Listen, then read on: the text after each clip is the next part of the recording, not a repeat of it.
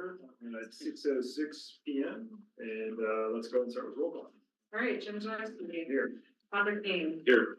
Miles Hoffman. Here. Michelle Gazera. Here. Lisa Barnes. Here. And then John Hackman, I believe, is wasn't able to do it for the second half. Yeah. And then I know we need a motion to approve the agenda, but actually I think we need to make an edit to the agenda, right? Right. So it's kind of so I guess can I make the motion to okay, so I guess what we need to do is just remove the discussion on the chamber and sustainability, right? Yeah, because John is leading that discussion and he couldn't make this different. Yeah. So Otherwise, I think everything else stands, right? Yep. So, okay, so do I have a motion to go with the agenda as written with the exception of scratching out 3C, chamber and sustainability discussion? I move to edit the agenda with the deletion of 3C. Perfect. Any seconds? And all in favor? Aye. Lisa? Good to go? Okay. All right. No nays? Okay, so I think the agenda is now set. All right, so moving into public comment. Do we have anybody, no attendees. any public comment here in the room? You guys got anything to say? Okay, all right. Okay, I guess we'll move on to discussion items. So we got Scott Simkus, sustainable technology presentation. Scott. Thank you for making the time. Let me pair with Dr. Hansen, who's calling in from Boston. He just landed, so he'll be doing mostly speaking tonight because this is his specialty. He's with the Energy Institute for Colorado State University. I'm a landowner in Superior, so I've been watching like today's announcement, public service announcement to shut off power again this weekend. So we're all thrilled about how often these unplanned events happen, but when I'm thrilled, I'm just kind of kidding, right? But that's why we're here. So without any further from me, I'll let Tim take over and then he can operate his slides from there. I think so. I might need to make Tim a co-host here. Or yeah. What is Tim's last name? Anybody hear me? Yeah, I think we can hear you. We do, Tim. And Tim, if you just tell me to Tim Hansen. go to Yeah. the next slide, I can just do that for you. Perfect, thank you. All right, yeah, so thanks for having me. Scott invited me to talk a little bit about what the power grid is and then how microgrids can help in case of grid failures. My name is Tim Hansen. I'm an associate professor of ECE at Colorado State University, and I work very much in this area in terms of power system resiliency under extreme weather events. So I'll talk a little bit about how microgrids can help with communities once they're built. But first, it's important to know a little bit how the grid works. I don't want to demean you if you already know, but it's good to be on the same page. So traditionally, the grid works by generating a lot of electricity at large power plants, stepping up to high voltage transmission lines like the ones you see on the right side of the screen, or if you're driving down I-25, all those big towers, to send it very efficiently far distances away, where it is distributed by electric utilities to customers, residential, commercial, industrial customers, right? And so what happens then, though, is if there's a failure upstream in the grid, a line goes down, a generator fails, or in the case of high winds, public safety power shut off, everything downstream from that failure loses electricity, and the grid goes down. And so what we want to do then is instead, if we can put generation closer to where the people are, a failure upstream doesn't necessarily mean that those people will lose power. Can you go to slide 3, please? Yeah, 2 and 3, you guys have the slides. So 3 is maybe a little bit nicer to talk about microgrid. So microgrid is a section of the grid that can basically replicate what I just talked about with the larger electric grid.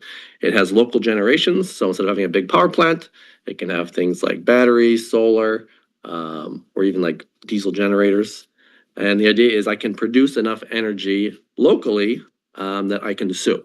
So if the grid goes down, I can then self-supply and I won't lose power, right? So it's usually made up of things like battery storage. The sun doesn't always shine, the wind doesn't always blow. You have to have smart controllers, and you have to have the ability to actually disconnect from the main grid. So I'll talk about it a little bit later. But a microgrid the unique characteristic is it is set up to be able to disconnect from the main grid and continue operating. It's important to disconnect from the main grid because if you have utility engineers working on the lines and they think the grid is down, you don't want to be injecting electricity back on those lines because it can be dangerous. So the microgrid can operate in grid connected mode where Excel, for example, is supplying some of the electricity, or in islanded mode where the microgrid is self-sufficient. If you go to the next slide, slide 4, this is kind of back one. Yeah, this is kind of a representation of that. So the utility grid is represented by that tall transmission tower. A microgrid has a set boundary. So in this case, we have a multi-use building with some solar PV. They may have some ground PV, some battery. We can use electric vehicles as well for storage. But the idea then is whatever that boundary is, it has to have enough electricity production and storage to meet the demand of those same of that same region.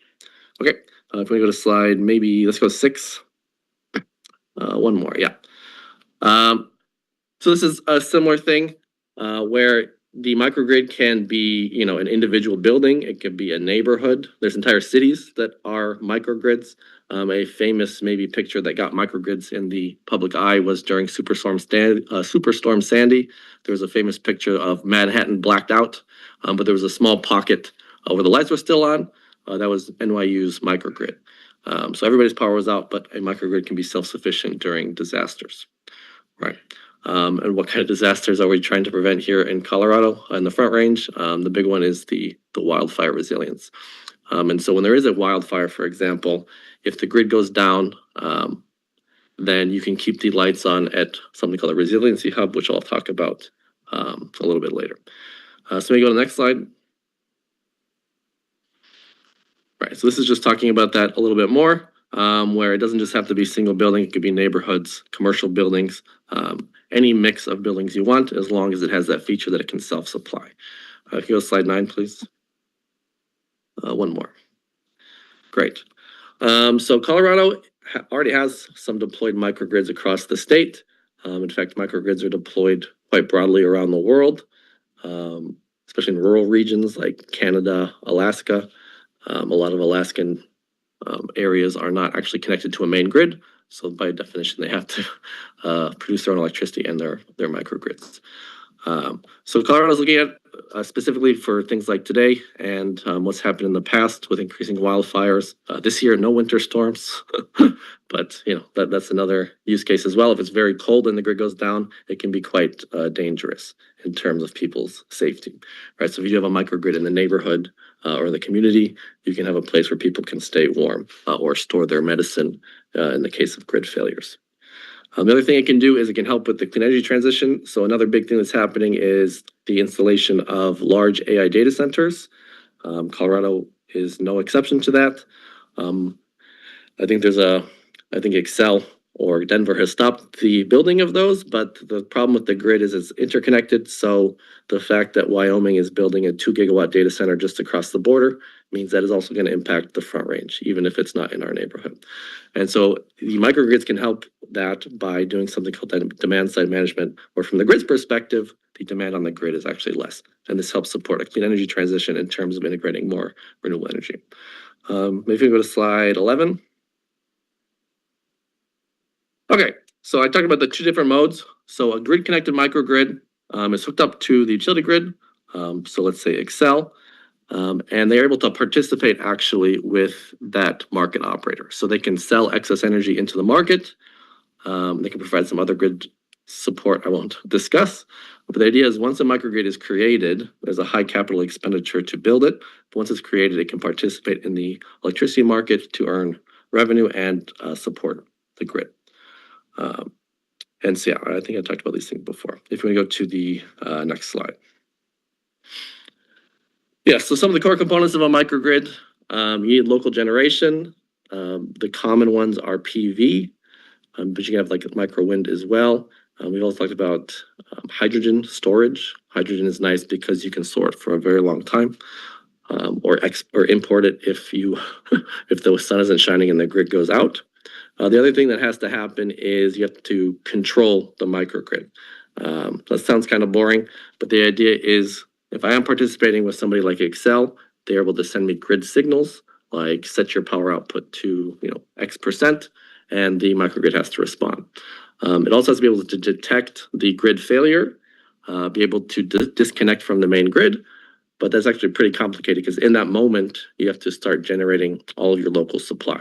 So there are companies in Colorado that build these things. At the powerhouse in Colorado State where I am housed, well, not while I'm in Boston, there's a company called Spire that actually has deployed microgrids across the world, which is kind of interesting.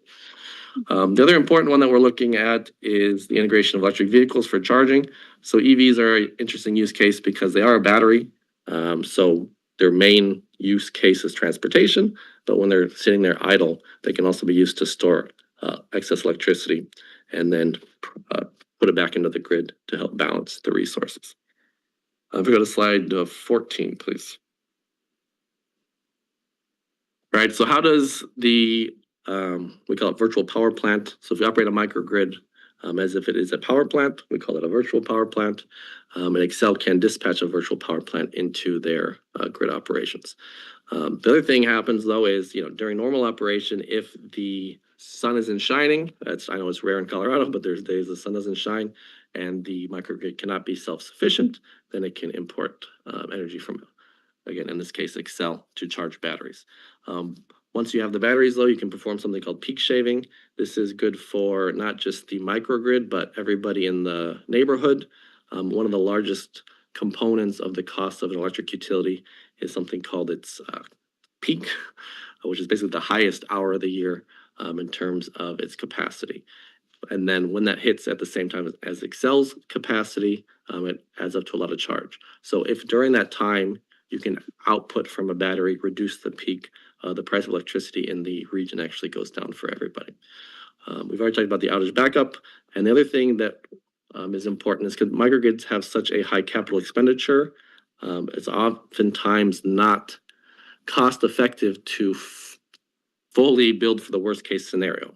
Right, so let's say the grid is out, the sun isn't shining, the wind isn't blowing. Well, in that case, you'd have to build a really big battery for that very low percentage use case, which then makes the capital expenditures go up and then the project isn't financially feasible. So the thing we're looking at is, okay, in those cases, as long as the transportation network still exists, can we ship energy in through mobile batteries or hydrogen, or just drive a big F-150 electric vehicle and plug in and help power the microgrid. Maybe go to slide 15, please. Okay, so I talked about the first use case where you can operate the microgrid in terms of interconnecting with Excel. But then the second one is, I think, in terms of days like today or this weekend, really where the value of a microgrid comes in. When the power goes out, it is extremely costly for those people in that territory, from businesses losing their fridge and all their food to people relying on their fridge to store things like insulin, what have you. So when the grid goes down, the cost is enormous. And so this is where a microgrid comes into play. It is not feasible economically to build them everywhere. However, if you can build one in a community, then when the grid does go down, it benefits the residents in terms of something called the resiliency hub. So these are deployed across the US. There's quite a few from the wake of, I'm blanking on the hurricane, in New Orleans. So there's a bunch of resiliency hubs in New Orleans. Yes, thank you. Florida, New Orleans, where they routinely get hit by hurricanes, Puerto Rico, where the grid goes down and people have a place to go and stay safe. And so I think that's really the main benefit of a microgrid, if the region has those kinds of problems.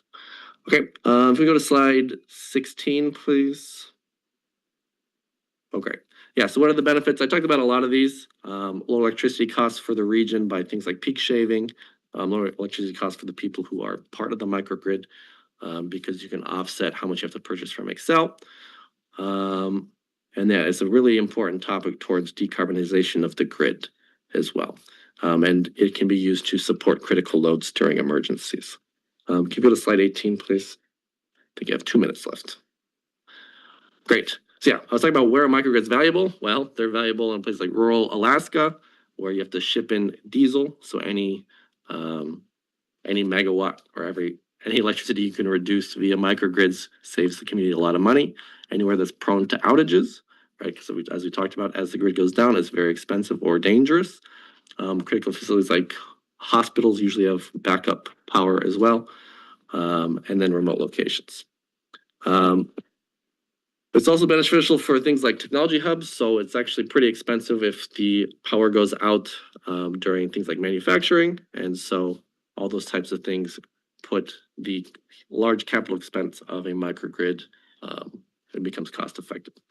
Let's just go to slide 21 and we'll wrap up in the last minute.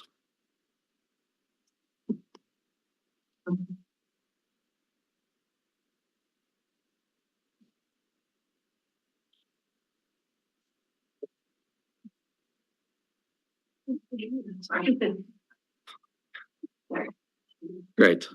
So I think the main takeaway is that by deploying a microgrid, whether it's community owned or investor owned, it can be beneficial to communities for the reasons I mentioned. It provides a reliable source of power, such as during the PSPS that unfortunately are becoming quite common. By generating energy locally, it actually benefits all other residents in the area. It's usually a clean source of electricity, and it builds this community resilience. And this is a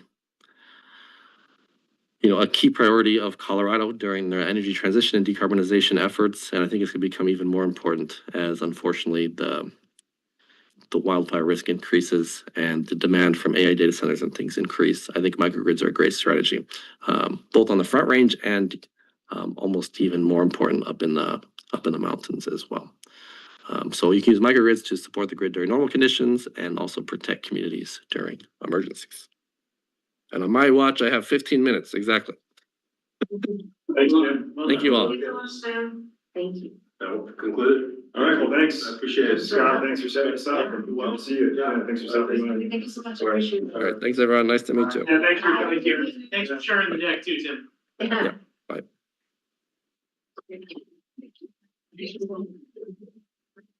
Okay, so now we will move on to the Front Range Sustainability Council discussion. So I guess why don't we start off this? Does anybody not know what the Front Range Sustainability Council is? I don't think our guests know. I can use an explanation. Okay, and then, okay, so, well, the Front Range Sustainability Council was started a couple years ago, I feel like. Yeah, it's kind of a conglomerate of all these sustainability committees up and down the Front Range in Sydney. And so they started meeting on a quarterly basis to try to share information, share ideas. This is what our town is doing. What is your town doing? That sort of thing. And now they're actually starting to kind of formalize into like an official council with articles of incorporation and a board and all that kind of stuff. And so, so far they've had meetings in Boulder, meetings in Arvada, Longmont. I think the furthest attendees I've seen is like Lone Tree. I think someone came up from Lone Tree. I think probably the endpoints I've seen is Lone Tree and Longmont, would you say? Yeah. All the cities. Fort Collins folks or no? I don't think anybody came down from Fort Collins. I don't quote me on that. I've been to every single meeting, but maybe someone snuck in there from Fort Collins. And so the reason why this is on the agenda is that they've asked if Town Superior would be willing to host their next meeting. And so really all that's involved primarily is providing a location for them to come and meet. And then maybe providing a little bit of food too, but nothing too fancy. And then otherwise, I think when it comes to the agenda and setting it out, they'll probably be reliant on some of the folks that are kind of heading this effort. So This would be hosted by ACES, to clarify. So, if ACES would like to do this, this would be something that ACES helps. yeah, I can help book the space, but then ACES Yeah. would help provide the food. Yeah. So you make a motion of support for that, and then you all would kind of be the hosts. So Yeah. whoever wanted to take that on, yeah, would be the people that would, kind of help facilitate with the coordinators and help kind of provide that structure. Give a date. yeah. So that was so they say they typically meet on I think Wednesdays and Thursday evenings. And we're looking at a meeting in May, and just to kind of avoid the Memorial Day, plus a week minus, on either side of Memorial Day week, we were looking at maybe in the first half of May, but I understand that, I think May, pull up the calendar here real quick. May 14th is an ACES meeting, so we probably want to avoid that week. Not have thing 2 nights in a row, assuming you want to go to meeting, don't want to go to meetings 2 nights in a row. So I guess to align with what they're thinking, maybe May 6th or 7th. So again, it's kind of up to us. Would you consider May 20th? I mean, we could go out. I mean, yeah, well, see that starts Memorial Day, I think is early this year. Memorial Day is on the The 25th. It is, it's the week after, it's the Monday after that. The 25th, so when people start taking off for long weekends and things like that's where I'm, and then also the week of Memorial Day, when people take the whole week Right, off, so that's why I was trying to avoid those 2 weeks. And you could consider instead of, if ACES wanna do this instead of its regular meeting, that is also an Well, that's an option, interesting point. so. No So- pressure. So that's kind of the open-ended discussion, I guess, question 1, do we want to host? Yeah. And then if yes, then question 2 is, do we have a preference on when we want to host? And also making sure that some of us can be there, so that does not say I want to host it, then you're not gonna show up to the That's- meeting, so I think we need some ground rules here on that. I'd love to be there. I can't be there the 6th or 7th, I'm out of town. Okay, So, but I would love to be there, and I think it's a great idea to host. okay, yeah, I think it's good exposure on Superior too. One of the things they suggested, Superior is kind of in the middle, where Yeah. you can get somebody from Loveland. Yeah. And even Fort Collins and get somebody from Lone Tree and not have such a big drive. Yeah. And No, I that's think the that's a good meeting that they want to elect the 5 board positions. That would be their first election. Is gonna be that meeting? Yes. Okay. And so that's why they wanna, have it in the center of the Front Range. How many people? It's maybe 20-25 people on So average. bigger room than this. And I was gonna say, Yeah. I think the meeting Might at be the civic town- space. Yeah, Or I town think hall. that would be good, if Yeah. it's space with the parking and. Yeah, that's easy to Like, post all it. the- Like, we probably need to check and make sure the space is available too before we get locked in, or should we have a couple? Why don't options? you come up with your preferred dates, and then a part that I can help coordinate is making sure that we have a room that's large enough for all the people. So you're out the 6th and 7th. Yeah. What are your thoughts, Pat? I'm definitely on board for hosting. I can do the 6th or 7th. I don't have any major blockers for most of May that I'm aware of right now, so I could be involved pretty much whenever.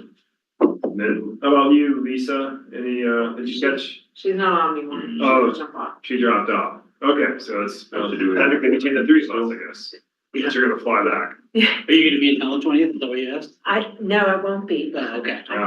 It's like, I was like, you seemed really concerned about that. Sounded like a good Anyway, day. Are 2 members enough to host it? Yeah, I mean, Yeah. I'm available. In fact, I could even do the 13th. I was gonna say, I could also do the 13th. It's not the end of the world if you have 2 nights in a row of meetings. Yeah, I can move Maybe I'll it. try to shoot for a light agenda for ACES on that Thursday or something. If yeah, there's such a me thing. too. Or if there's not a lot of an agenda, that could potentially be one that gets skipped too, but we can kind of evaluate that as we get closer. That's true. I would say, sorry, I didn't mean to cut you. No, I was just gonna say there are gonna be 2 June meetings as well, just knowing that, because the council dinner's in June. But Okay. whatever works for you all. I would say, why don't you check the 13th and 14th Okay. for space availability? Yeah, if we get, like you said, if we get in a tough spot, we can just cancel the ACES meeting and make this the Yeah. ACES meeting. Do you And then, wanna cancel it? Would you like to do that? They do have staff, council and staff from Sutton Township. The 13th, I have a regional housing meeting already that night, and so I can meet it, and we only meet every other month, so I don't wanna miss that. But I also don't want, like, somebody else can come, I can send I can deconflict with somebody else on the council. Okay, I'll make sure somebody, yeah, that'd be great. Yeah, it that'd be just great. might not be me if it's different. Okay, I'll check dates, and then do you want me to check the backup dates of like the 6th, 7th as well? or- yeah, I think those are our 4 options. Okay. Yeah, I will check and I can report back. and and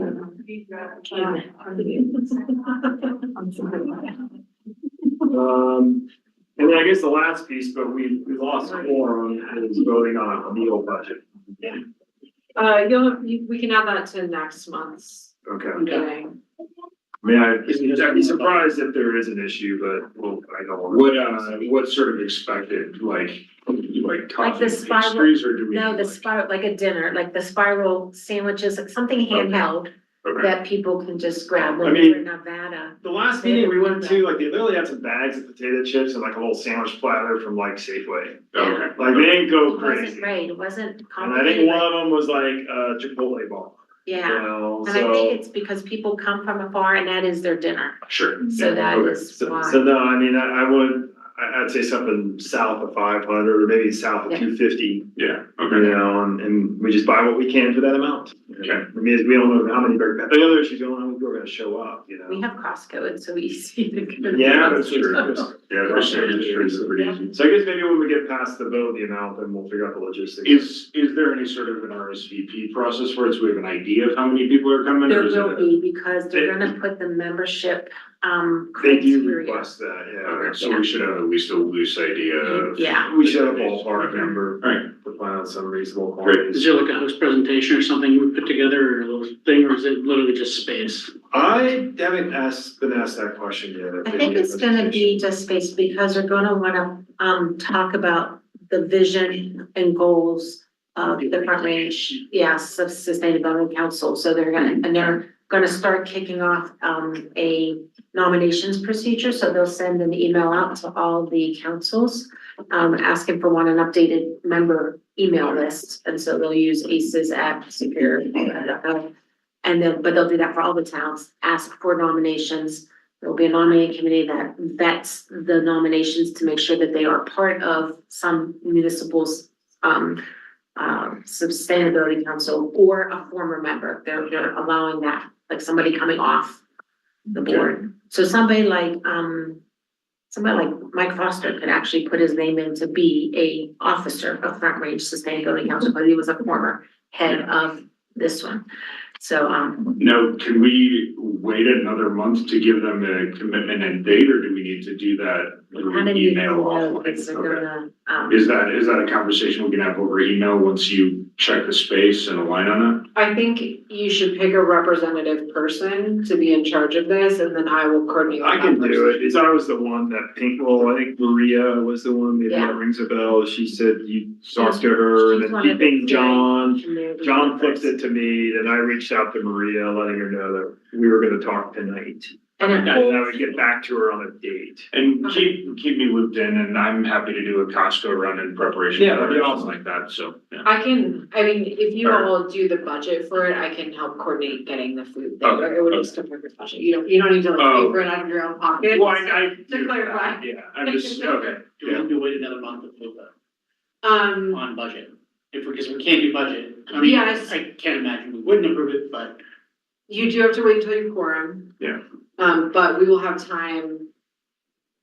I'm not that concerned. that yeah, that- well, that should be a statement. Yeah, I mean, that's what I've been directed, where the budget should come from, and I'm not that concerned that ACES wouldn't vote to approve that when you have all of your budget. I just need, so it's not a whole discussion via email, like a point person on this, so if Jim's gonna carry it forward, I can commit to getting that date ASAP, just so we can. Yeah, maybe we're locking the date and I'd be surprised if we have an issue. Yes. Do you want any, like, is this like should anybody else be invited, like the county commissioner, or do you? I don't know who's on the We've never- distribution list, you We've know? never had commissioners at the meetings, even the one in Boulder that you and I Yeah. went to, there's no commissioner, but there have been council representatives from the municipalities and sometimes their staff. Just because sounds like it's more formalizing. I think it's a this and question for them to ask. Broader, like, is this the like coming out party of the, like, organization? I Do you don't want think it's a attention around coming it out or party, I not? think it's more, let's get the 5 people, Okay. because right now it's been run by a steering committee, like Yeah. Maria and Hernan from Boulder. Formalizing the And so I leadership. think once they get these leaders, then there might be another meeting where they would have an Okay. introduction of who they are. Do you feel like they kind of have their mission figured out? Yeah, Yeah, they're me- that's still coming together. No, in total transparency, I volunteered to be on their steering committee to Okay. get the task force to get the organizational design done. And that would be their bylaws, their election process, their nominating process, and their membership process. So we're gonna get that done by the end of this month. So yes, they have their mission, they have their vision, they have a web address. Okay, They have the 5 positions on the board that they want to elect. So Okay. yeah, I think it's pretty, solid. no, I think, the name escapes me, the former Louisville mayor. Solzman. Yeah, Yeah. she might love to come, It's her doesn't she thing. live nearby? Yeah. Yeah, and She she does. loves this stuff, That's what I was so. thinking, if you wanted that. Yeah. Because she is like, the Yeah, she- sustainability was her. I've seen her platform. speak about sustainability, and it comes out. I fluidly. would coordinate Maria and Alex from Boulder anyway. I mean, we're not the only Boulder entity in there. I think it'd be good to know, but I think Yeah. they should decide if they wanna have more representation from different levels there. Not the complicated, I just. No, I No, think, I think that's- she would love it too. Those are great questions. Uh, I think, just so you know, I floated the whole idea at EcoCycle with all the policy people. It's like, and they said, oh my gosh, we desperately need this organization in the state. And I said, well, this is just the Front Range we're talking about. We're not talking about High Mountain, like in Aspen or in Breckenridge or Vale. They all have their own. But they said, yeah, it's a way to get out the message. And so when you had sent the email, asked what we're talking about on the air quality thing, I'm like, can I send it to them? And they are super excited. It's like, yes, this is why the Front Range Sustainable Council will be valuable, because it's a way, it's a conduit to get shared opinions, direction, advice. Okay, well, I think in short, we have our answers. You'll check on 13th, 14th for a second, and 3rd, 4th would be 6th, 7th. And it sounds like we will add this as an agenda item for next month, So, to at least talk about the food, but also if there's any follow-up about planning for that, because that'll be the last meeting before. yes, you're right, and So- yeah, and then I won't get back to Maria until we have a space locked in. I'll even be transparent with her. I'll just say, hey, we have a space, we're committed to a space, we're gonna have to seek approval for a budget for food the next month. But I don't think it'll be an issue. I think you can, yeah, Maybe I'll just leave it out. Yeah. Okay, all right, so go ahead, commit to it once you have this. we're very transparent. We'll make it. I'll leave it all. And just so you know, they're not thinking of any membership dues. There's no cost to be a member, in case anybody asks. Okay, cool. Anything else on this? I guess we lost, yeah, Lisa did for the record, said she had to drop off, so. All right, next item. Okay, so request for support, letter for all air quality research program. You left Jen. Oh, that's me. Yeah, So I did send a lot of information, and let's all remember, I'm not an expert on this topic. However, my understanding from some of the options of programs that RAC has approved to explore throughout the year, we would want to have metrics on how well those are working, what's the data on, what's working, what's not working, what's worth the cost, what isn't. And so this proposal is to get support for funding for the metric side of things, for the measurement. Because I think in the past, things like mow down program, we all know that it's good, but we don't have the metrics for what it actually is doing and where it's having the most impact and where it needs to have more campaigning. And so that's what this is. I think that's it. Yes. Does that make sense? So what the RAC is looking for is support for requesting the funding for this program. When I first started on the RAC, the questions I had were concerns, and this was last year before the last year looked like the last year looked. I was concerned about funding and what was gonna happen with the RAC standards if the federal standards changed. And so I was really happy to see that they were like, we're gonna keep moving forward. But some of the resources are going away or they expect to go away. And they have plans to capture where they can, but this is a new initiative and there aren't funds for it. And so trying to find those and getting the support from multiple communities, multiple entities. I mean, like everybody on the RAC council, as far as I know, has put in their own, so as a council member, I'm saying we would like to see this, but I think it would be helpful for any organizations in the community in the Denver metro area to be also saying, we would like to see this as well. So it justifies this program for finding the metrics. Can you remind me what RAC stands for? The Regional Air Quality. Regional Air Quality Council, okay. Two quick questions. One, when do they need the letter by? Soon, but also it'll be ongoing, but I think, you know, initially, like, they've already asked for the letter from the rec, council members. And so they didn't ask me to do this, I just think it would be helpful. And I also knew that you would be the group that would disperse it out to other groups as well because of your connections. And so it was anywhere from the next few days to the next couple of weeks would be helpful. And if that's something, and I included a template that we, a lot of the board members just put their name on it just because it's ready to go. But if there's something specific that you want to mention or where it would benefit our community specifically, or, you know, any broader regional, like the Front Range group, like this, you know, modify it or, create your own, if you like, it doesn't have to say that, but it gives you kind of the baseline for the point that we're trying to make is it's great if we do all these programs, but if we don't have the metrics to show that they're working, it's very hard to know what to target. And we just approved a 5-year plan, or no, 3-year. I think it's 3-year. A 3-year plan, and so it would be helpful over the next 3 years when we do revisit it again, that we have the data to show what things get scrapped because they're not working, and what did we put more attention on, that's actually showing an improvement. So is I mean, I know air quality is kind of measured already. Is the intent of this program to add more sensors and collect more data? It's to measure the efficacy of the programs that are happening. And so it's gonna be a direct relation to. Like low down pollution, for example? Right, yeah, Like if that's doing anything. Right. Okay. And it would be beyond my scope of comprehension or understanding to tell you exactly how that's gonna work. Yeah, it is like, I'm just being because I feel like you're, like, let's just say there's one air quality sensor in the town of Superior.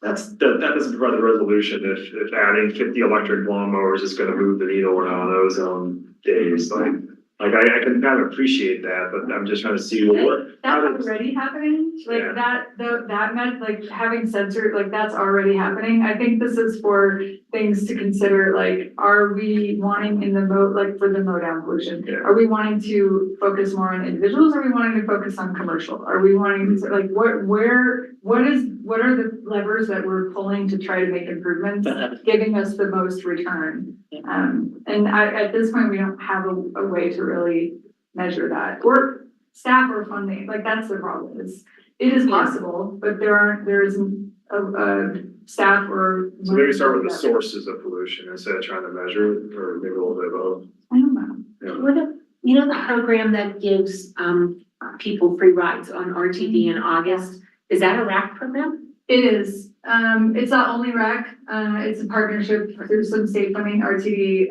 but that is part of, what the RAC promotes as one of the programs. So that's, this ask, it would be to measure the effectiveness of that funding, and that program doesn't draw down and improve air quality. And some of the programs aren't really, I'm trying to think of some of the ones that I know to be more administrative and less like physical, like the two that we're talking about. I can't think of them off the top of my head. It's on their website, Quite yeah. a few in the blueprint for, you know, what they want to see over the next 3 years. Yeah. All right, so I guess. So I'm gonna remind everybody, I joined RAC as someone who didn't know anything really about this stuff, so I'm learning. I joined ACES. But I do understand the need for data to refine what things are getting the resources, and that's my understanding of what this is. If you want So to. the general ask is to put our kind of stamp of support on some version of this letter and send it. Yeah, but I also included, there's more information in the email that I sent that has links to the broader presentation of this. So that my summary isn't the only thing that you're hearing. So especially for you, Jim, I can tell you want to know more about. Yeah. Deeper dive of the details. I'm a data person. I as you know. So I'm just trying to understand how this all comes together. I also would be happy to take any questions you have, or have the staff email ACES so that they can explain it, because they do have the knowledge and they could give you, I think, more answers than I can give you. Did they present at one of our ACES meetings? I think they could, but in the timing of this. There's a lot of I don't this think is- We're gonna, but I think they would be more than happy to do that, in addition to. Yeah, maybe down the to road. this. Yeah. So do we need to, well, I know we don't have quorum again, but do we need a motion to sign this or edit it? Well, I think we need to edit it down a little bit from the template Jen sent, so someone did coordinate that base. I'm thinking if I have time to do it next week, so I already forwarded this to my TBS email, so I can take it to Denver Public Schools, because that would be a big voice. Could forward it up here to BVSD, but I also want to read more a little bit about the ask. If it'd be helpful too, I could ask if they have some other letters that they've already received to share, if that's possible. That way it gives you some reference points as well to other organizations that may have already sent them and what their, take. is. And what are they doing with the letters once they get them? God, I don't It's know. part of the grant ask. It's, Or, so they're, God, I wish I had the email up. I need a minute.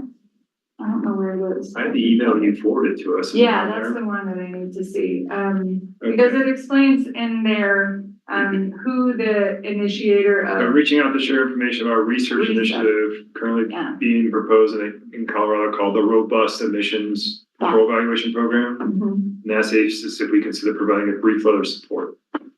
Is that So basically? the RECEP is that RECEP. RECEP is the, organization, is the entity that's gonna do the work, and they've already put out the RFP for it, but it's the funding side of it that they're trying to meet the needs of. So the RFP is on the street right now to find a consultant or group to do this. Yeah, And they're in the this- RFP phase, that's all I know. I don't- So It's undetermined. it's a letter of support requested for major RAC grant application. It's kind of when you open up the memo is what it says. So it's a letter of support to support the grant application Okay, to fund this robust Thank you. organization. so RESA is trying to go after the grant. They're looking for $3 million over a 3-year period, to fully assess the emission control strategy approaches envisioned in the board approved control strategy blueprint. The blueprint, which we just approved as the rec council, for programs that are not, it's kind of like a comprehensive plan, like they're ideas, they're not voted on yet, they're just possibilities of things that could happen, that everybody was okay with, moving ahead, kind of going like, this is the range of things that we could be looking at to make improvements to air quality. So it looks like what they're trying to do, so they got a grant, RAC got a grant from Dr. Cog for $10 million. Yeah. So they're trying to do this for $3 million upfront to assess the programs as they have provided in the past, to give them kind of a roadmap for how to use these $10 million over the future years. You're so delicious. Yes, he's Yeah. really good. It's great. He's excellent. No, I mean, I think it's short, a good thing, it's just we gotta look at the wording and see if we want. How much do you want to change to the template? Well, and is it useful if they can't get a motion of support until next meeting? Is it Right, that's, useful to submit a letter? Is it too late? the next thing I was gonna say is, if It's this is individuals. something that will require much more time, Shouldn't. and it doesn't work with the already full agenda that you have, it's okay. I just wanted the opportunity to be there for you, mean- and also know that knowing you would share it with other folks as well. And we So- could do it personally, individually, Oh, yeah. as a resident. Yeah. Mhm. I mean, if we were to take time in a work session before next month's meeting and vote to support it in the next month's meeting, would that still be useful to you, or is that too late? Yeah, you said within a few weeks. I think Yeah. it's too late, Okay. but I could clarify. I don't by any means want to suddenly be like, look over here, this urgent thing you need to focus on.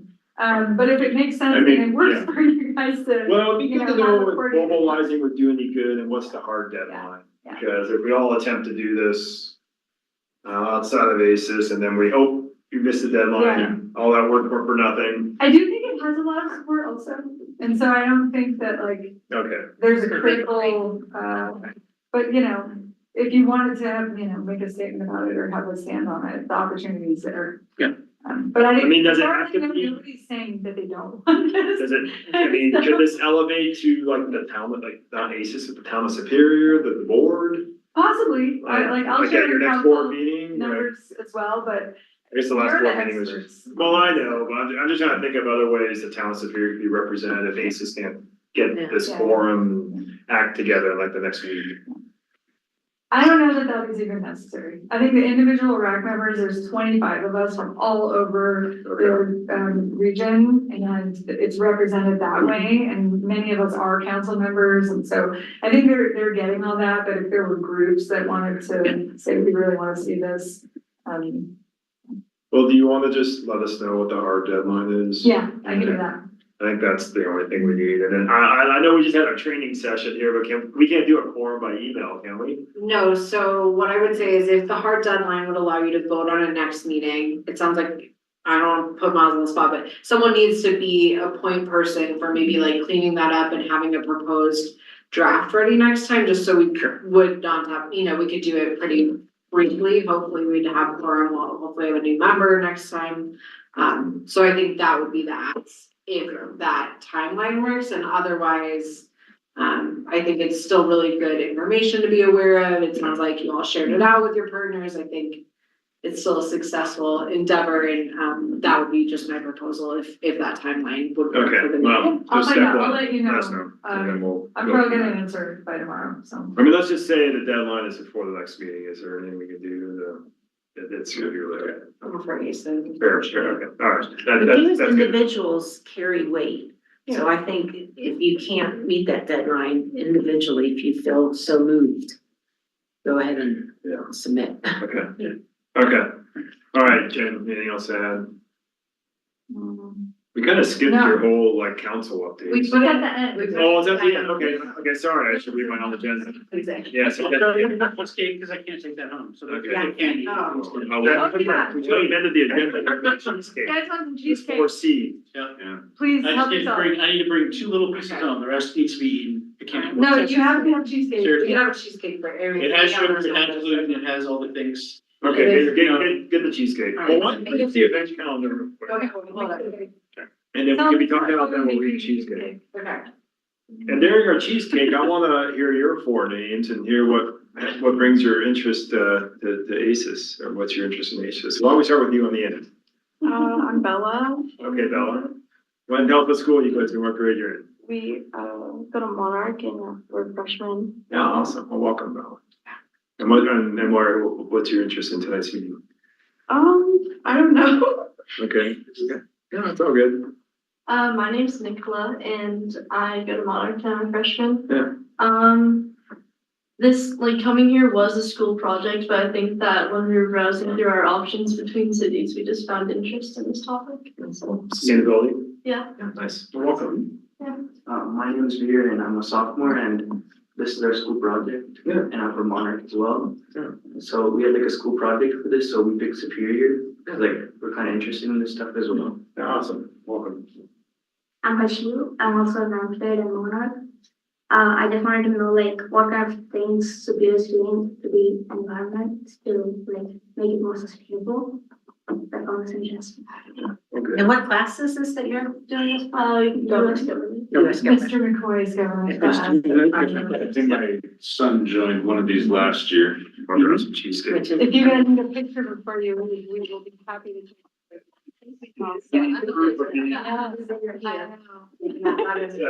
photoshopping everybody is there a real picture? You know, peek over the bar and see if I'm sorry, we had a lot of Oh, there's acronyms. no names in the bottom. So there are to be acronyms you want us to define. Thanks, No, Miles. you guys are fine. Okay. I know. I feel it's awkward. Yeah. It scares me, terrifying. We throw a lot of. He is. I had coffee with him the other day and it was so intimidating. He was wearing a button-down shirt. I mean, imagine him getting ready for a business meeting and trying to talk to him. Are we talking about? We're talking about how intimidating. Oh, Like it's one on my team, but I never want to have to answer that. Yeah. Like, that's- Oh, You guys are funny. microgrids, right, so you're interested, so we're, we have Kazers, Denver. You guys are some cheesecake if you want. They are putting a There's cheesecake, there's 4 megawatt battery. Yeah. on our high school. You don't have cheesecake, you That get is credit. solar, Yeah. that will take completely, it'll fill the island for summer, completely, and it'll be able to carry significant time in the winter too. Wow. So, Interesting. So I'm really curious about technology. The thing has been around for a long time, but now there's sodium. So Exactly. and I'm learning a lot about it, but it is. The annual cost savings due to peak shaving Yeah. that they're estimating for battery of that size with solar is like really $30,000 to $40,000 a year, which is not great. Like, I'm seeing ordinance and pilot grants on here before events. Is that something we're supposed to talk about? That's not it. I think am I looking at the wrong agenda? I think we should do 3. Oh, tonight. I hope I'm not. Oh, it goes Oh, something wrong. yeah, he's got template, it's up in. Oh, maybe I messed up. Yeah, he's right. So I think this is the. Sorry. If there's food Yeah, we left should be on or the cheesecake. We scrapped. We did Scott, yeah, and we did that. We did the. Now we're on the letters. Event, okay, I have that. So I just had, I had an extra thing in there, I guess, for some reason. Sorry, it's because I update it every month and I No worries. copy appropriately. Alright, well, we just brought events back because we keep having to push this off, so I don't know that there's really a ton of action other than, again, noting that April 12th, hard to recycle event coming up. And then just kind of like having an idea of what's ahead. Is that April? Oh, this is, sorry, this is last year's. Yeah, that won't help us. Yeah. I thought we talked about coverage for that event last meeting. Maybe. You did. Okay. So I think it's more just, there was a question of does Jason want to discuss anything else about events? And did they change the Arbor Day? They changed Arbor Day, but we don't have the details on that yet, so I think that'll get sent out soon. What time is the event on the 11th? It is from 9 to 1. Okay. And honestly, we only need 1 or 2 volunteers per like hour slot during that. I could do like the first slot, 9 to 11. But I think I'm gonna be busy after 11. Okay. If you want to put me down for that, if someone else wants to pick up the other half. I should be the whole day, 8:00 now. Those that have to register to bring my stuff. Yeah, you get a free card. Well, if you Is that what you said? No, you get a free card, you get a free slot. do want to bring your stuff, you can do that and volunteer, is what I will say. Okay, so I'm gonna put myself down from 9 to 11 there on the calendar. Okay. All right, and what's the next one on the list? Okay, could you do the slot after him if it goes to 1? Yeah, Okay. no, I'm either 9 or 1. Oh. That's what I'm saying. Oh, the whole time, okay. Way to go. Okay, great. And then, Social, yeah, it's a lot of social, I'm saying. yeah. You get to meet people that you haven't seen all year. And then just kind of heads up, it sounds like a lot is going on in May. We are gonna have our composting container gardening workshop again. There's gonna be a rainbow workshop that we're not organizing, but I think has to do with sustainability. And then that's when the summer markets start as well. So it's kind of the kickoff of all the different events and things that happen. But I think, we can talk about these as we get closer. If people have ideas they wanna talk about what events look like in a post-Michelle ACES world here. This was an opportunity for discussion, but it doesn't have to be the last time we revisit this, and we'll certainly talk about like the big town events as we get closer to those. Okay, so we need volunteers for the 9th and 16th, or you're saying we don't? It's more, if you want to come, I think for the compost, if you're a gardener, we're having like an extra set of gardener volunteers, like from the Gardeners Unite, the Gardeners Unite group and others to help people as they're planting. So you kind of get to come to the workshop, without having to register for a spot if you want to help people a little more one-on-one, but that's kind of an optional. It's a little outside of the scope of ACES, so up to you all. It's more kind of for awareness. And I And you're think doing that one with, myself, okay, but who else is helping you? no one. Just the gardeners, okay. So we'll make sure the gardeners are really knowing that they are necessary. Yes. So what time, wait, TBD on the 9th, and he said 10 to 1 on the 16th. Yeah, 10 to 1, so there'll be 2 different sessions, each an hour and a half on the 16th. That'll be really cool because everyone gets to take home a free container and a free plant. They're all edible and medicinal plants. And we'll talk a little bit about what it's like to grow in containers, how you can use compost to build your soil health, kind of all the, like, building on what we did last year. It'll be a little smaller scale because it's not grant funded, it's just funded out of my budget, but I feel like it's really popular, there's a lot of interest in this topic. A lot of interest in this idea of how do you grow your own food, what does that look like, and what do you do if you don't have a yard? Is it family friendly It is, for kids? I mean, you would have to. No, I mean, I. Yeah. Just to make sure that I don't have to do other things. Yeah, I mean, there is a presentation component, so it's more aimed at an older audience, but I would say you could bring it, you know, like if I would bring my daughter like me, you know? Yeah. I have a quick question. Yes. I am getting rid of some pots. Do you want me to make an Oya, a little one for you in a pot that you could, then I'll bring I it can to you? show, yeah, Yeah. I could be Okay. Michelle this year. Yeah, so I'll give you my Oya. Wait, what are you doing with the little bins, the little trash bins? The little compost ones? No, the little, with the little. Oh, the little ones, I can do, yes. Yeah, Yeah, the so- nesting egg version. Yeah. I'm sorry, they're just. Well, it's funny, I was just promoting this last night to somebody and I was like, you really you would benefit from this workshop, so I think it's a hit and keep getting the word out. Well, the site, yeah, the site up's not live yet, is like many of these things, when we do it too early, then people forget about them, Exactly. and then other people who wanna register can't, but Right. hard to recycle slots are open now. We will open more when Hill of Superior hits, cause we like to reserve some so that people don't run into that frustration of no spots as soon as they get that magazine.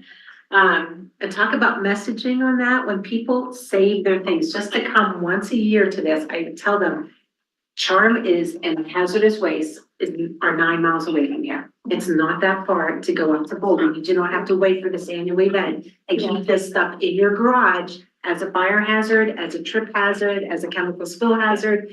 Go take it as soon as you are ready to get rid of it, don't wait a year Yes. and store it. Well, we do talk to every single person that comes to that event, it's a real education opportunity. Because we help with the traffic flow, we ask what they have, but it's also our opportunity, to give them the postcard if they want, that has all of the sustainability resources, including where those sites are. Yeah. So what we found is a lot of people know about Charm and, you know, Recycle Row and all of that, but not everybody knows they can take it there year round. Yeah. And the town actually pays for our contribution to hazardous waste, for example, like we pay for everyone to go there. So. I can probably about on the 16th, in that town, right? Okay. Well, the night doesn't, I mean, I- it's sustainable, I'm not running it, but it's gonna be cool, because if you sign up, you can get a free rain barrel, so it's pretty compelling. know it's sending somebody to. Correct. Yeah. But you said you don't know what time on the night, you know? I can find out. It's likely gonna be morning, midday. Yeah, if I'm available, I'm Late looking, morning. I can probably go on the night. It's a great program. We had the Keep It Rain Yeah. partnership, Keep It Clean partnership person, Christine, come talk to the Gardeners Unite about what the rainbow is and what the workshop is, and it's gonna be awesome. And you can get 2 50-gallon rain barrels for your house per the law. I mean, I guess Yeah. to kind of take a step back, we don't have to like knock this whole thing out tonight. Yeah, sure. Like, we can just look at the. No, it's just kind of like, I mean, this could just be an ongoing, bring it up and hey, well, his life happens, events come up, maybe we just knock out April and May and then we'll revisit Yeah, so I have, July. I have gym 9 to 11 on the 11th, April 11th for hard to recycle, miles 9 to 1. I'm putting myself tentatively down 10 to 12 to kind of bridge the gap. I'll confirm that as soon as I'm able to. This is looking a little bit ahead, but when is June's ACES meeting? We could look it up, it's always the second. Second week, okay, I think I'll likely be gone for that and I'll one. be. I think I'm gonna be out on Okay. that one too. Well, June 11th is the second. traditionally, there's like maybe one meeting or so a year that there's just not gonna be quorum, and so then in that case, we would probably cancel that meeting, and I think especially for June. June 11th, yeah. Oh, actually, technically I'll be back then, and my wife and I are being in St. Lucia for anniversaries, But there is the ACES council dinner, so maybe for June, Okay, you decide kind of that's when ACES Yeah, and meeting is. I'm around for that because we picked that. yeah, same. And then what I would say about that is that, we would just wanna make sure if there's not gonna be a June meeting, that we talk about that in May. Yeah. For what topics you wanna go. Particularly events happening in July. Yeah. Also that, Yeah. Yeah. But other things. so. Well, that's a good, yeah, That'd be looking good ahead, so we don't wanna try and cancel a meeting in May because of the regional, so Okay, now we're just trying to get the regional probably on the 13th, okay, the 6th or 7th. got it. Yeah, good idea. Well, this is why it's good to bring it up, right? Yep. Okay. Well, we can revisit this. I did send this out, again. All right, I hope I sent out the right one, but, then what do you have in mind for other business? oh, our other business is, Michelle said it. we just wanted to be a surprise that we wanna celebrate Michelle and Yeah. talk about how great she is, so. Okay, we'll leave that to the end. Yeah, Dave. Okay, yeah, all right, okay, well, there was our foreshadow for other business. But no, let's make it official after we talk, we'll hear from you and hear from Yeah. Jen, so. All right, who wants to go first? Council, Anton? I think I have any. Was the air quality thing a big thing? What's that? The air quality thing, was that probably the Yeah, I major think that thing? was the only thing. I don't have any new news from the council. I mean, if you're not tracking, we approved the comprehensive plan, so that process is over. The creating of the comprehensive plan process is over. But otherwise, I don't think I have any. For what it's worth, you're really good at tracking regional things, so you probably already heard of this, but I saw that the Broomfield Council just passed some legislation about limiting water use this summer. Oh, I did see that. And- I saw a concern about somebody online Yeah, concerned so about I it. don't know if anything We- like that is on your radar Not- discussions. Well, it's weird because of the agreement that we have about water is we already don't use all of the water that we have. Mm-hmm. And so it is, the short answer is there's not a concern for that, Yeah. like for us. But it also is very conflicting with like, just water, extra water, like it's, I think we've taught people and we continue to try to teach about conservation, yet there is a low concern for us, even coming close to the marks of water that we have available for the pumps of air. So it comes up every once in a while, considerations of like selling water credits and it's like a thought, but like it never gets any traction because, people are like, that's precious resource, you don't do that. Yeah, And so I think more I'm tracking some of the concerns of a third of the water that is gonna be available because of the winter and not having the mountains, like, I'm always like in fire mode, and Yeah. thinking about those things, like next week, the heat dome. Yeah. Being here, Don't turn on your sprinklers. Do not turn them on yet. You will get burned. yeah. Yeah. Frozen afterwards. Some municipality just said, don't turn them on till May. Denver. Yeah, was Denver came Giving out. that message with the advertisements on TV. So I Because a lot of people are they're like, everything's Yeah. dead, and the stuff's starting to bloom, and, it's confusing, and, Yeah. Is there any plan to put any communication out on when to turn on sprinklers? I think, and we talked about watering trees in the last newsletter. Right. yeah. It's really good. The Thank you for Resource doing that. Central where it talks about not turning That's on your great. sprinklers.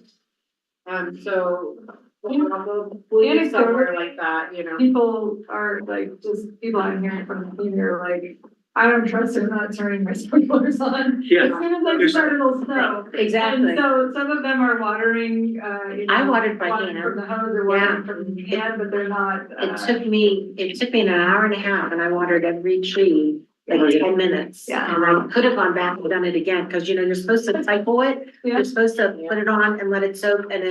then give it time off and then go back and do it. That's how you probably. I figure if all my grass dies, it'll be easier to convince my wife to just skip the yard. Yeah. It'll be easier to pull it up. That's the notification we should put somewhere. Well, it's warm it now anyhow. The ground is not warm enough for this. Neil talked about being out watering all this stuff and Councilmember Shaw, Councilmember Miller both were comparing notes about it, going around with hoses trying to make it work, but, it may be worth putting out something though about like what. Well, I don't know in these situations if you rely on staff and the town employees to figure this out, or if there's some messaging that the town board needs to be getting ahead of, just in case you guys. Well, I can talk to Leslie, I mean, I know Parks does like they move between what the needs are without, we don't get like involved in that, and so They just take care. they just take care of it. But it may be worth it for residents, since now that you're saying it, what you said Denver's doing, and I'm hearing people talking about watering the grass, to just put something out of like best practices to just, but I think most of the people I've talked to are, they are more concerned that there's gonna be March, April, May snow and a deep freeze that they don't, they've been here long enough, they know that these surprises It's so true. happen. And they're sticking with it like not till after Mother's Day, so. Well, the other thing is people forget they put their hose on, they leave their hose connected, attached, Yeah. and then they bust that little. The spigot. Have done that. Yeah. Didn't know when you first moved here, there should be, There needs to be like handbook. move into Colorado from somewhere else, they should be like, you must Yeah. sign this first. Yeah. It says that you'll have to fix your hose. But, Yes. If I don't bust a hose a year, I feel like I'm not doing it right. Exactly. Well, Not the getting much. return job, Right. that's funny that I haven't done it again, so, I don't have any. Yeah, you're all That's set. a good- Okay. My update is pretty small this month. I sent out the PACE report just because I thought you all would be interested in that. There's a ton of stuff in progress, but not anything like exciting that it's at the outcome. So still negotiating with steps on our potentially looking at a grant project there for free consultant support, on multifamily recycling composting, trying to talk with Partners in Energy about, decarbonization scope. So a lot is gonna be coming to ACES next month probably, but everything's kind of like in process in a way that it's not formalized, so I don't wanna, there's not a ton of exciting updates. We submitted our TDM grant, a lot of things are rolling, but, You know, I just realized we're like a year, almost a year when compost rolled out. yeah. Is there gonna be a report out on the first year impacts? Efficient, like what the results are of that? We did a big one for council in October that was like that 6-month report out. Right now, the conversation is more around the HOA and HOA dinner. And that piece, and compiling information for council. So that'll be coming. What day is that meeting?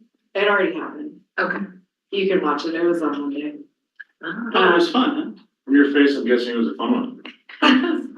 I don't feel like we got anywhere with the discussion about who's gonna maintain the fences, and then it's the trash contract. Like Rock Creek, management is, asserting that they have talked to Waste Management and that Waste they, Connections. or sorry, Waste Connection, and that they have agreed to continue pricing at the level that it is now, and also offering comparable, items, but not the electric trucks and. Free compost? That was the question. So like, included compost, it would be more expensive. I think they quoted $25. They It's not wouldn't do pay as you throw. They wouldn't do 32-gallon carts. So there's a lot for council to consider though, because there's also this offer of maybe, the HOA taking back the fences in exchange for not going on the trash contract. So there's gonna be a lot of discussion. Marketing going on. Yeah. No, one council member you could agreed watch with it. that, everybody else did not, Okay, either did not agree or did not say anything about it. I'm a run for now, but what if the HOA members don't watch and see what I'm I gonna. clarify that. what if the HOA members don't agree with the direction that the HOA board is going? And they should show up to the board meetings and talk about that. Yeah, so it's a complicated political discussion. You can watch, well, okay, I'm trying to be. No. No, I get it, I totally get it. We need to- Yeah, I think we need to really go with that. Exactly. Continue it. Yeah, As a person The who's beer been and around, everything. Right, Yeah, I so- really feel like I can have this. Right. anyone can watch it though. It was recorded. It's on Monday, or Monday, this last Wednesday night at 9. So, I mean, yeah, it's about, I will say though, I feel like we did get to a place on agreement where the HOA is saying, we're not asking you to replace the fences. And we have been saying we're not replacing the fences, and so that's at least like one step that I feel like we hadn't really verbally like communicated that, like, I didn't think there was consensus on that, so I was surprised to hear it.